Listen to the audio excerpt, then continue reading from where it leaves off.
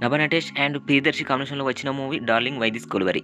Movie చూసాక movie అయితే ఒక decent and comedy oriented and ఒక ఫీల్ గుడ్ మూవీ అని చెప్పాలి. ఇక మూవీ ప్లాట్ విషయానికొస్తే హీరోకి తను పెళ్లి చేసుకున్న అమ్మాయితో హనీమూన్‌కి పారిస్‌కెళ్ళాలని కోరిక ఉంటుంది. తనకి హనీమూన్‌కి వెళ్ళడానికి చాలా మందిని పెళ్లి చేసుకొని ట్రై చేశాడు. కానీ పెళ్లి కాకుండా మిగిలిపోతాడు. తర్వాత తను సూసైడ్ చేసుకుందాం అనుకుంటాడు. అలాంటి టైంలో తన లైఫ్‌లోకి ఒక అమ్మాయి రావడం జరుగుతుంది. ఆ అమ్మాయిని ఎందుకు పెళ్లి చేసుకున్నాడు? పెళ్లి చేసుకున్న తర్వాత తనకి ఎలాంటి డిసార్డర్ ఉంటుంది? దానివల్ల ఎలాంటి ప్రాబ్లమ్స్ ఎదుర్కొన్నాడు? తనకి అలాంటి డిసార్డర్ ఎందుకుంది అనేది మూవీ యొక్క స్టోరీ. కానీ క్లైమాక్స్ అయితే చాలా ఇంట్రెస్టింగ్ ఉంటుంది గైస్. క్లైమాక్స్ మాత్రం అస్సలు మిస్ అవ్వద్దు. అండ్ మూవీ అయితే 2 అవర్స్ 40 మినిట్స్ అయితే రన్ టైమ్‌తో అయితే మన ముందుకు రావడం జరిగింది. ఈ 2 అవర్స్ 40 మినిట్స్‌లో మనకు ఎక్కడ మూవీ అయితే బోర్ అనిపియది.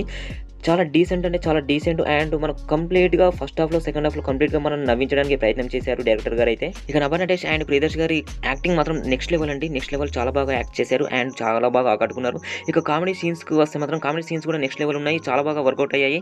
చాలా కొత్త సీన్స్ అనిపిస్తాయి. మనకు కొత్తగా ట్రై చేశారు. చాలా డిఫరెంట్‌గా ఉన్నాయి. మధ్య మధ్యలో కూడా కొన్ని ట్విస్టులు కూడా ఉంటాయి. ట్విస్టులు కూడా చాలా బాగా అనిపిస్తాయి. మనం అస్సలు ఎక్స్‌పెక్ట్ చేయలేము. ఆ రేంజ్‌లో ఉంటాయి. ఇక ప్రియదర్శి గారికి అయితే 'బలగం' మూవీ తర్వాత ఈ మూవీ ఒక మంచి సక్సెస్ మూవీ అవుతుంది. ఖచ్చితంగా ఈ మూవీతో ప్రియదర్శి గారు మంచి ఫ్యామిలీ ఆడియన్స్‌కి మాత్రం ఖచ్చితంగా దగ్గరవుతారు.